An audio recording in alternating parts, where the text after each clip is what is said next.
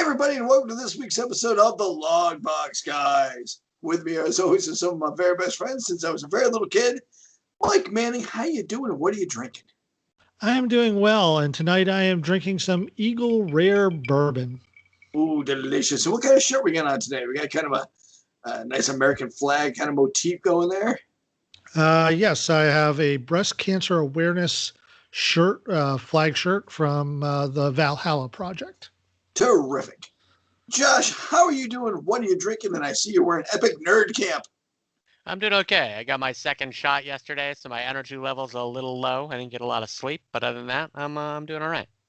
All right. And what are you drinking there, pal? I got a Julius from Treehouse, my favorite brewery. That's one of your favorite beers. At least it's one of the beers you drink very often. Tommy, my good friend. How are you? What are you drinking there, pal? I am drinking some Stone Scotch. It's delicious. What are you drinking? Tell me, how are you doing? I'm doing great. I got kind of a Lemmy sidecar side deal going. I got a big glass of Diet Coke, and I got some delicious Scotch, or some actual Jack Daniels, I should say. So making a Lemmy in my mouth. Mm-hmm. It's one of those drinks that kind of comes back around to you, just like a boomerang. And today we're talking about Captain Boomerang. Josh, you want to give us a little background on Captain Boomerang? Do I? Do you? So yeah, my impression of Captain Boomerang. He's a captain, and he uses boomerangs. That's the kind of hard-hitting factoids we need here. Good old George Harkness there. Probably came in, I had to look it up. Looks like Flash 117 in 1960, so he goes way back. He is from Down Under. He has a lot of trick boomerangs. He seems like a terrible villain for the Flash, in my personal opinion, because what's slower than they couldn't find a guy with an addle-addle? What's slower than throwing a boom, like, they could have got like balloon juggling guy to go after the Flash. Like, I'm not really sure. Just say Captain Addle-Addle. I mean, it just does not flow off the tongue, pal. Oh, I bet it's just as good as Captain Boomerang. He's one of those typical guys who does the criminal gang thing, and eventually ends up in the Suicide Squad. Since I think that's where he should have been from the start, maybe minus the squad. Because this character is not one I have a lot of respect for. How dare you, sir? Do not attack Digger Harkins like this. Because I will say he is one of the greatest rogues in Flash's Rogues Gallery. I'm lying about that. I'm going to say he's one of the top 20. But he is one of the key members of the Suicide Squad. That's for sure. His origin gets retold very well by John Ostrander. So originally, he's just a dude who's looking for work, and he gets hired by a toy company to be their spokesman. And he's like, oh, cool, I can throw boomerangs. Hey, I'll use this to commit crimes.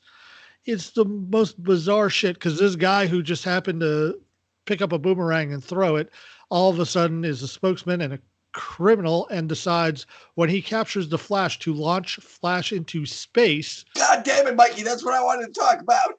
All right, well, you talk about it then. Talk about it. Now look, I get that your thing is boomerangs, all right? But building a giant boomerang and strapping a hero to it and trying to launch it into space, shoot him. I'm not fucking around anymore. We got to start shooting people. Like, the money it costs to build the boomerang contraption that throws them into space is insane. Also, if you have the technology to create something that throws a boomerang into space, just put that on ABC Wide World of Sports. World's largest boomerang is like a boon for any. You write Starbucks on it. And you could sell it to North Korea. They would buy that kind of technology. But you could just think about the implications scientifically of sending a boomerang up into space, dropping off a satellite, having it come back, and catching it. Boom, you're done. China had that thing going this week, except they forgot to catch it. They forgot to catch the damn thing. The Maldives Mountains had to do it. They did not use Captain Boomerang's Did not model. use Captain Boomerang's technology. Some of the technology he had was so sophisticated and so cool, he was just wasting it on petty crime. And he had the best job he could ever get as a boomerangist. He had the ultimate job. He was a spokesperson for boomerangs. That was like he had like the best job he could get. And maybe that's why he turned to a life of crime, because he had already reached the acme of his profession. It's true. He really plateaued quick. He threw the boomerang through the glass ceiling and he never stopped. He was like, okay, what do I do for an encore now that I've reached the top of the boomerang game? I guess I'll become a criminal. I guess I will throw the slowest weapon at the world at the fastest man in the world. And we'll see what happens. You know what happens? He just goes around it, man. He just gets caught over and over. He sees the boomerang, and he's Flash. He just goes around it. So a little bit of backstory about Captain Boomerang. He grows up in Australia, and he does not know that the person he thinks is his father is not actually his biological father. His biological father is an American who comes and gives him a job. Well, let me back up. His biological father is a toy salesman in America, and his biological mother is related to Edward Thawne. She is a 30th century speedster who has traveled back in time for some reason and ends up having Digger. Digger is hated by the person he thinks is his father preferring his legitimate son. And eventually Digger is kicked out of the house. And his mom arranges for his biological father to come and give him a job as the spokesman for the toy company. So his backstory has a lot more depth than original. And he's used in John Ostrander's Suicide Squad in an amazing way. Everybody fucking hates Captain Boomerang. That is the one quintessential thing about Captain Boomerang in every iteration that you see him in, whether it's in the Rogues Gallery, whether it's in the Secret Society of Supervillains, whether it's in the Suicide Squad, whether it's just in line at a McDonald's. Everybody fucking hates this dude because he is a dick. And he's a consistent dick. Right? He is a dick to everybody. My favorite storyline for Captain Boomerang is during Ostrander's run in the Suicide Squad. There is a Tom, I'm stealing. Are you talking about Slipknot? No, I'm not going to talk about Slipknot. All right, I'm going to talk about Slipknot. Go ahead. I'm going to talk about the Pie Men. Somebody keeps on hitting members of the Suicide Squad with pies, and they're all pissed, and they're all career criminals and killers, and they want to kill whoever's doing it. And in order to cover up the fact that he's the one pieing everybody, he pies himself to divert suspicion. And the reason that he's hitting everybody with pies is because he's a dick. That's the only reason he's doing it. Boredom played a little bit of part of it. One thing I was allowed to say about him being a dick is just to test the theory about whether or not there were bombs in his neck. He convinced a member of the Suicide Squad that there probably wasn't a bomb in his neck and that Slipknot should try to escape by climbing up a building real fast and getting out of range quickly. And Boomerang just goes, oh, all right, the bombs are real. And he wasn't. He was neither fascinated nor concerned or bothered in any way that his supposition was proved or denied by this experiment. He was just glad the experiment came to fruition. He now had an answer. And speaking of him being a dick, he is so much of a dick that in Identity Crisis, when The Adams wife is, spoiler alert, if you haven't read this series from the 1990s or 2000s, the Adams wife kills Elongated Man's wife. And in order to frame her, she's got to come up with a villain. And so she decides that she's going to frame Captain Boomerang as the killer. And so she knows everybody's secret identity because she's had dinner with everybody. And so she hires Captain Boomerang to go kill Tim Drake's father. But she wants to eliminate Boomerang. So she sends a gun to Tim Drake's dad and says, there's a dude who's going to try killing you. Covered all our bases. So that way he'll kill Boomerang and they'll think Boomerang has been the hero killer's family member's killer, right? Unfortunately, Boomerang succeeds in killing Tim Drake's dad while dying from the gunshot wound. And that is the end of Digger for now. It turns out in continuity, his son, that he didn't know he had, takes over the mantle of Captain Boomerang. Owen Mercer. And Owen has super speed in brief bursts. So he's able to throw boomerangs really fucking fast. And he is the Captain Boomerang until they have the Brightest Night, Darkest Night, Brightest Day series throughout the DC line.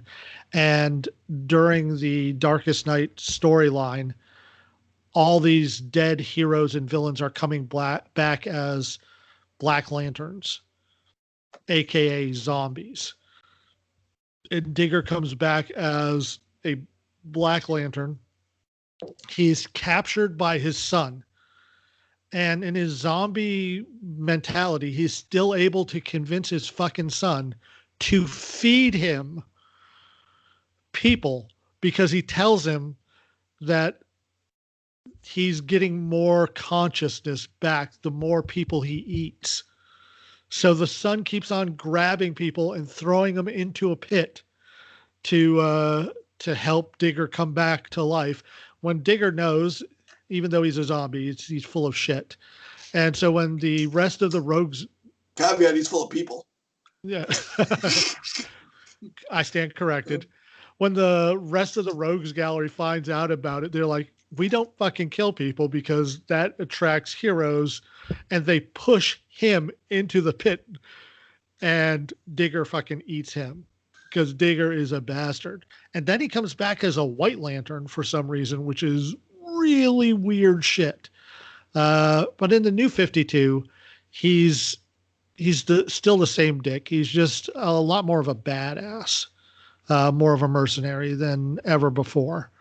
LT, do you have a favorite Captain Boomerang? I do. I like the Rebirth Suicide Squad, the Black Vault story, where Digger, everything goes wrong in this story. So Rick Flag takes over the Suicide Squad as its leader. They're sent into Russia to infiltrate a secret underwater base.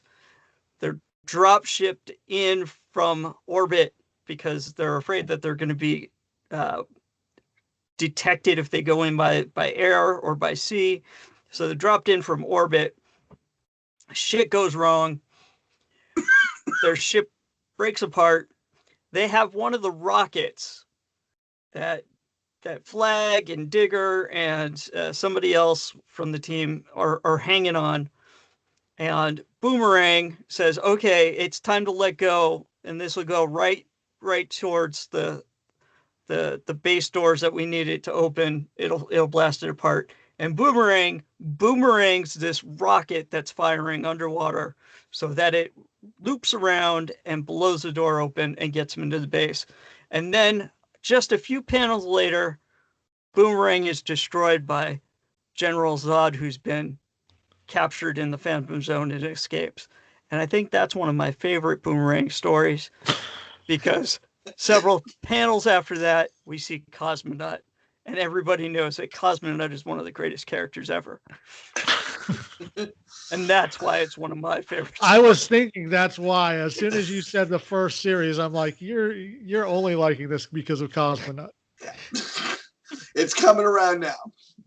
I also love the fact that in the first Suicide Squad, eventually he's done enough missions so he's freed, but he doesn't have anywhere to go, so he keeps on doing missions with the Suicide Squad because he wants to maintain his cover as being in prison so he can dress up like the Mirror Master and commit other robberies so nobody will suspect it's him.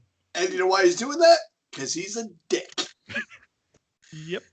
He is just throwing off just throwing off people off the trail and throwing his fellow rogue under the bus. But he had a long-time rivalry with Mirror Master.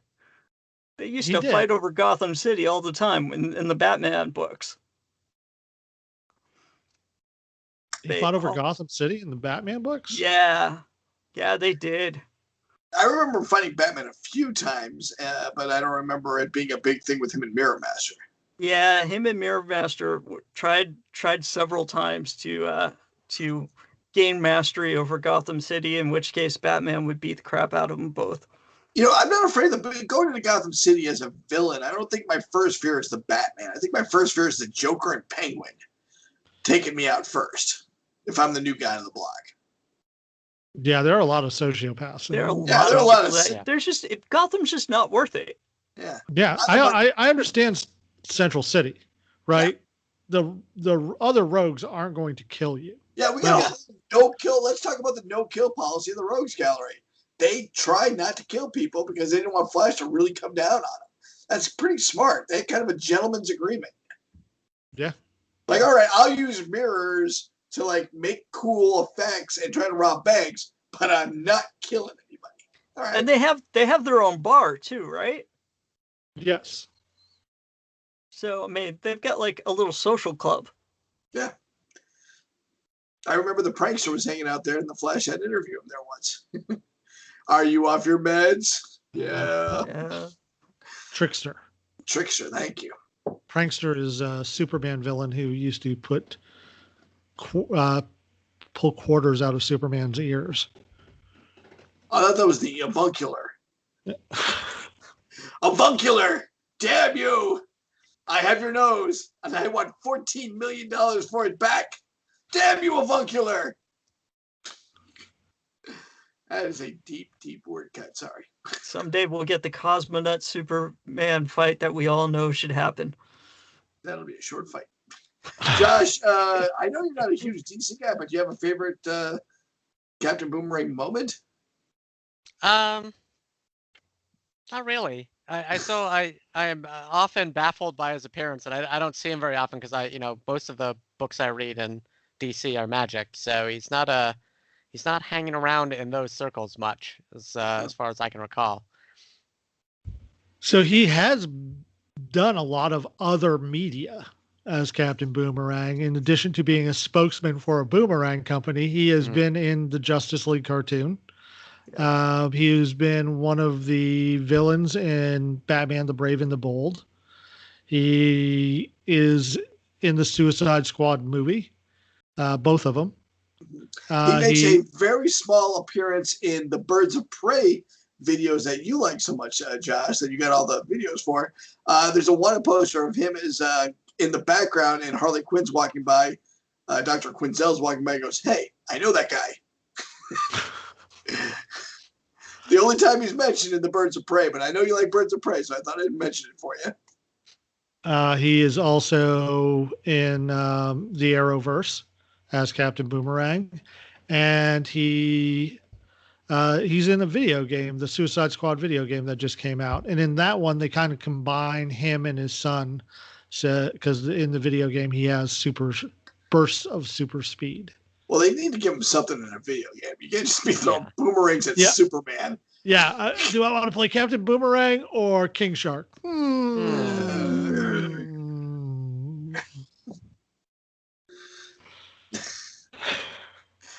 The problem is it's really hard to be a dick in a video game as a superpower. Like, unless they give him like a word tree. Like, hey, Holly, you know it'd be really cool. What? Hey, if you run ahead. Hey, that would be cool. I like that in the Suicide Squad movie. He did the same thing to Slipknot. Yeah, that was terrific. Slipknot superpower is the same as Montenegro. All the power of a scaffolding. Climb buildings really fast. But boy, those two guys really use that to the good ability. So if you're wondering why this is the second podcast in a row where we have done a member of the Suicide Squad, it is because we are going crazy with Suicide Squad members. We are going to just plow through them. Insert poor idiom right there. We're going to fold these things in faster than Flash on laundry day. Boom. We're going to go through them faster than Batman goes through Robins. Too soon. It's not soon enough. Wah, wah, wah. We're going to go through it faster than Marvel resets their volumes of series. We're not going to go through it that fast. There's a number one X-Men again? God damn it, Marvel. Damn it, Marvel. So I forgot to mention that Boomerang has no superpowers whatsoever, other than trick boomerangs, which apparently he invented. So he is not totally dumb. He is a skilled marksman, and he plays a pivotal role because in every book that he's in, he is the antagonist of the scene.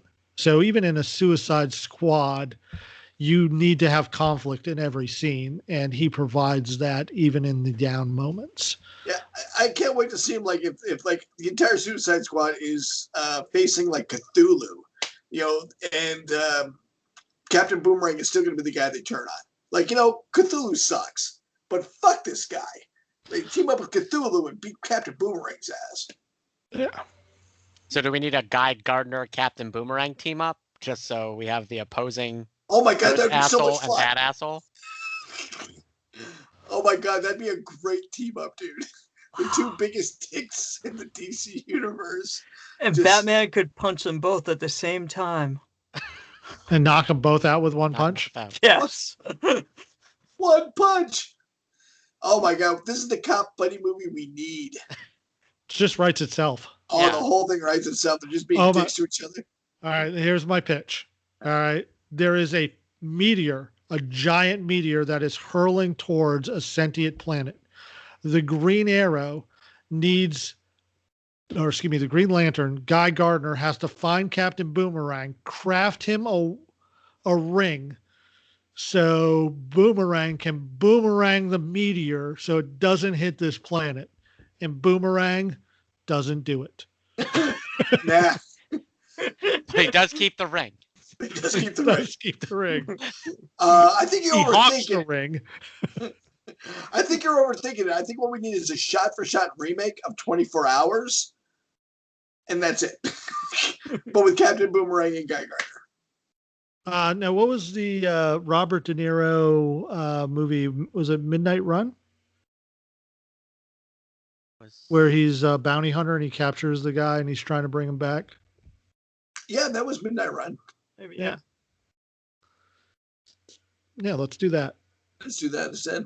I like 24 Hours. Nick Nolte and Eddie Murphy. Eddie Murphy, yeah. Yeah, but Eddie Murphy is likable. See, we're going a different way. We're going a different way on this one. All right, shot-for-shot remake of Twins. Except for these two idiots. Nobody's likable. Everyone sucks. Any final thoughts on Captain Boomerang? He's one of those guys I never hate seeing in a comic book, at least. I know he's going to cause some shit. I know the writing's problem. If the right writer has him, it's going to be kind of punchy and fun. I don't dislike this character. No, he is a blatant racist. Like his interactions with the Bronze Tiger, I can't believe the Bronze Tiger didn't kill him. Yeah. I'm with you. But like I said, I never dislike seeing the character because I always know he's going to stir up shit and the writing's going to be fun. not saying I want to take them out for drinks. But a good person to cosplay as, right? I've cosplayed as Captain Boomerang, old school Captain Boomerang, and I've had a lot of fun doing it. Yeah. I like the one with the little pointy hat. That's what I got. But I do have the new one too. Gonna bust that out at some point. All right, I guess that brings us to the front of the long box. Mikey, what do you got at the front of the long box for us? At the front of the long box, I have Casanova by Matt Fraction and Gabriel Barr. It is about the world's greatest thief. This is volume 1 that I read. Second greatest thief after Malik. Go ahead. Well, I'm saying in this universe. There's a Malik in every universe, but all right.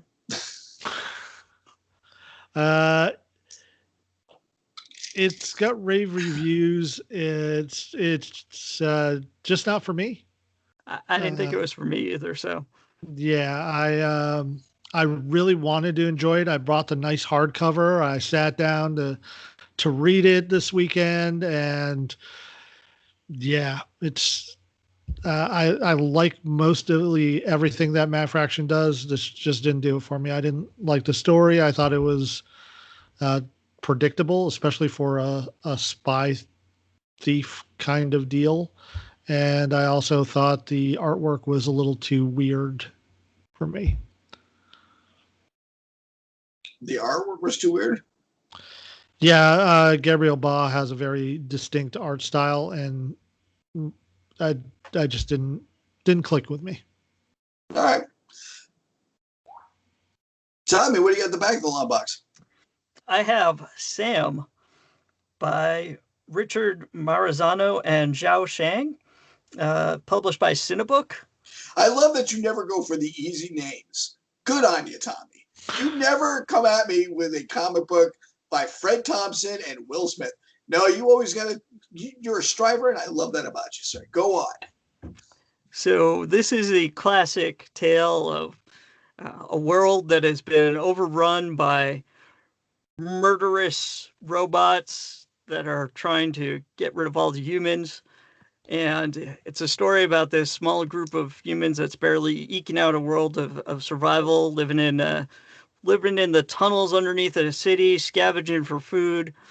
And this boy happens upon this giant robot with the letters SAM on it, and it doesn't kill him, and it actually saves him from the murderous robots, and it gets injured in its plate, and the boy fixes the robot, and it protects him for a bit, and then they lose track of it, and he's convinced that this robot is going to protect him no matter what. And so he goes out to find it, and all of the remaining humans are like, "You are crazy. That no robot is a good robot. They are all bad. We're gonna die. You can't lead this back to our base. It will kill us." And it's just this ongoing story about how this one robot can help save the human race, and it's told over 4 volumes, and it's a good little story. About how humans fuck up the world. I thought it was going to be just a short story, one issue, where after he fixes the robot realizes he's supposed to be killing all the humans and then kills the boy. Oh, yeah. Thanks for fixing that panel. It was making me do stupid shit, and I'm sorry. And I'm sorry. I must chop off your head now. Yeah, it's there's a bad robot. Josh, look out! There's a bad robot behind you. What comic book company? Cinebook. Cinebook. Okay.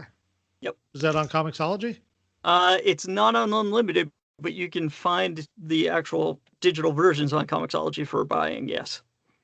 Right, cool. Cinebook should be one of those comic book companies that is represented by the puppet from Tick. Cinebook.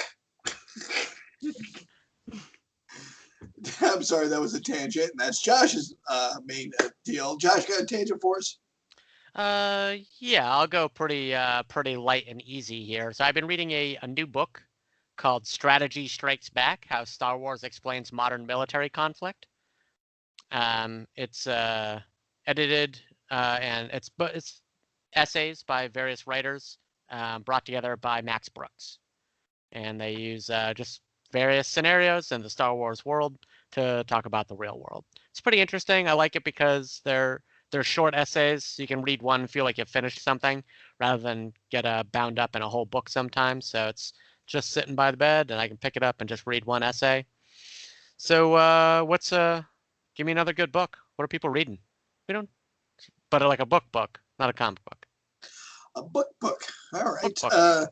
I just finished up Pirates of the Barbary Coast. I'm a pirate fan, and this talks about the social and economic treaties that pirates would make with themselves and each other. I just found out that homosexual marriages on pirate ships were actually something that was pretty common. Métis was a French term for this kind of coupling. Métamise, which was the original term, which got shortened to matey, was a métamise was a male-male couple on a pirate ship that slept together, worked together, ate together, and pretty much functioned as a married couple in all things. It's a really interesting way of taking a look at pirate culture as being a lot more egalitarian than we thought of. Most pirates signed the ship's documents when they first get on board, which said that they would be treated well and they would be given an even share of all plunder and piracy that was given to them. I really enjoyed reading this deeper look into what a pirate's life really was, especially the Barbary Coast during this very small slice of time. So I am reading Patrick Rothfuss, The Name of the Wind. It's a fantasy novel. Unfortunately, I have the book, and I am old. And it is very hard for me to read this book because I need my glasses. And even still, my eyes are so weak that I can only read it a little bit at a time. These are my old man glasses. These are my older man glasses, which I used to read with. And now my iPad is my new glasses because I can just do this. So on my iPad, I am rereading Save the Cat, which is a screenwriting book. Yeah, I think I'll be switching to iPad-only reading in the near future. Strangely, I can read printed books, but I have trouble reading a normal size book on my tablet because of the backlight. You switch that over to black and white. It's way better. Mike, do you do that?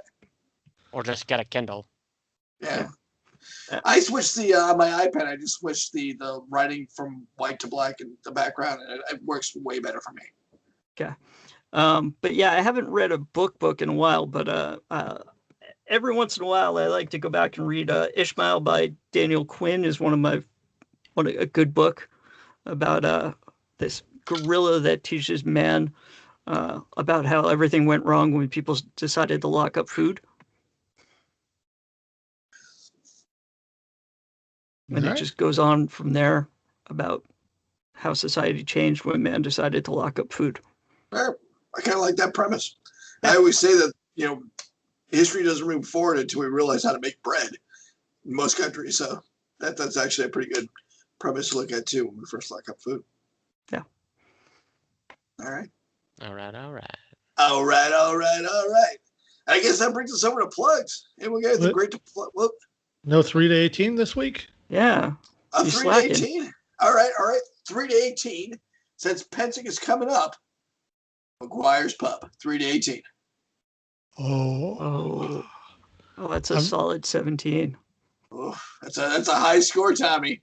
Oh, that steak is so good with that butter that they have all those different. That butter that you shouldn't eat. The honey butter. The honey butter. Oh, that black bread. That brown bread. Oh. And the bean soup for a nickel. Bean soup for a nickel. Bring me some bean soup. I'm feeling crapulent. Here's a nickel, wench. Yeah. I'm going to go with a 17. It is not the greatest meal I've ever had, but damn it, if I don't have a great meal every time I go to McGuire's Pub. Well, you haven't ordered the burger. You know what? That also, just watching somebody order that everything burger is worth watching them struggle to figure out how they're going to approach eating that burger. All right, just a quick for those not there. McGuire's Pub is this great restaurant down in Pensacola, Florida. We go 2 or 3 times sometimes when we're down there because it's so good. They have these great steaks, great meal every time. They have a burger called the Everything Burger, which has like 6 patties, 9 different toppings, including ice cream and chocolate. It's disgusting. But someone always thinks they can eat it. They always try. Someone always tries. Yeah. Josh, 3 to 18, buddy. I like it as a tradition. Uh-huh. As a restaurant, honestly, I'm not overwhelmed by the food. Fine, that's fair. It's okay. The in-house beer is okay. I'll give it a 14. 14's fine. I'm going to give it a 17 myself because I always enjoy myself there. And partly it's, I know I'm judging it more on I just love it because we always go there. We kiss the moose. We kiss the ass on that the picture. You had to kiss everything in the restaurant. I like putting $1 on the ceiling. I like every little stupid thing about the place. And the steaks for me are about as good as I've ever had. So I'm going to give it a 17. And all that bread. That bread's a 17 at least, Josh. Good. The bread? All right. Can't eat that bread. Stop trying to kill him. Josh can eat the bread now, buddy.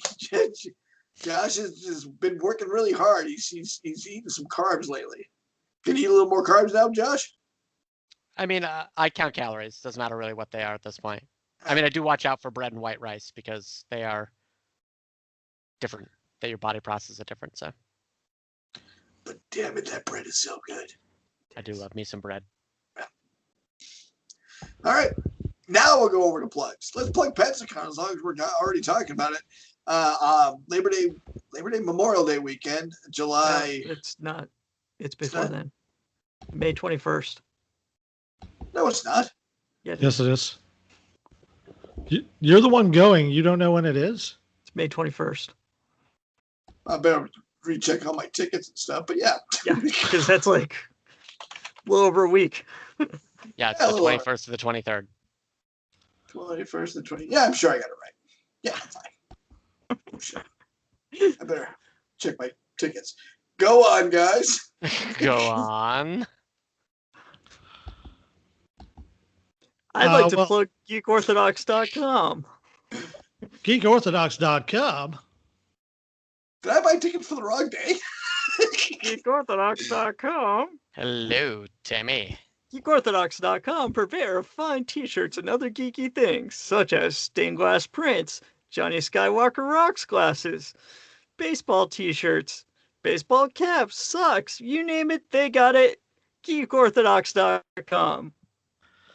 I would like to thank Kirby Crackle for providing our geek rock music every week. You can check them out at kirbycracklemusic.com. And if you're wondering, what music? I'm watching this on YouTube. It's because we're too lazy to actually insert all our other shit into a video. So you can go over to wherever you get your podcasts and listen to our podcast if you prefer. We are available everywhere, including Podbean, Verbal, Stitcher, iHeartRadio, Apple Play, Google Play, a whole bunch of other places.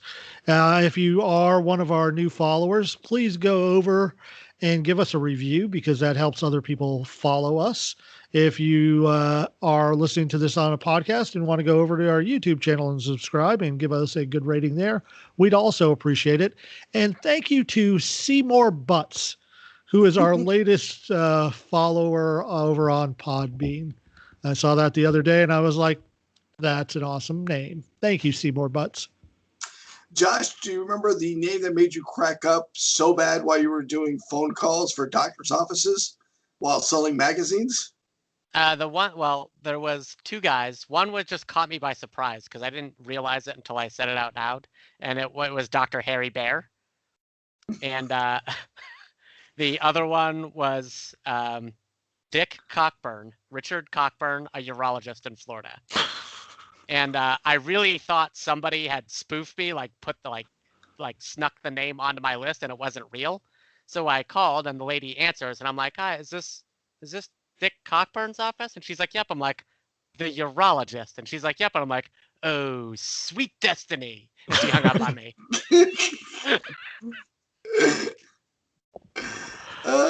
I love that name. I did not see that one coming. I'd also like to plug Downwind Kites at www.downwindkites.com. Go fly a kite this summer and get it at Downwind Kites. Yeah, they got some great kites down there. And if you have any questions about kite or kite flying, the owner of that company is a friend of the podcast, and he'll be happy to answer just about anything. He's got plenty of time on his hands. He does. He does, and he's a nice guy. And he loves talking about kites. I mean, if you want to get into the minutiae of it, give this guy a call. And if you're one of the many people who got a pet during COVID and has decided to return it to a pet shelter, I'm just kidding, because our listeners aren't dicks. Yeah, I was about to go on a. Yeah, don't do that, guys.